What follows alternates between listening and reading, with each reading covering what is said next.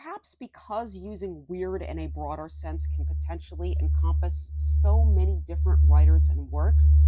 I think now's a good time to consider what true weird fiction is. And for this, I think Frank Ormond gives us a good overview in what is weird fiction.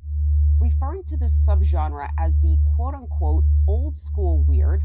Ormond notes that even though 19th century writer Edgar Allan Poe is often cited as an influence on writers in the weird canon, the specific concept of weird fiction didn't come about until the early 20th century, with William Hope Hodgson, author of, among others, The House on the Borderland and The Nightland, often referred to as the first true weird writer. One characteristic of weird fiction that Ormond highlights is darkness, and in describing this darkness,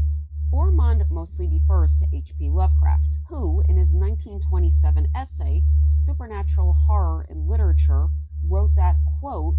a certain atmosphere of breathless and unexplainable dread of outer, unknown forces must be present, and there must be a hint, expressed with a seriousness and portentousness becoming its subject, of that most terrible conception of the human brain, a malign and particular suspension or defeat of those fixed laws of nature which are our only safeguard against the assaults of chaos and the demons of unplumbed space. End quote. This brand of darkness sets early 20th century weird fiction apart from the earlier literary forms that it evolved from, such as Gothic fiction and ghost stories, both of which were popular during the Victorian era.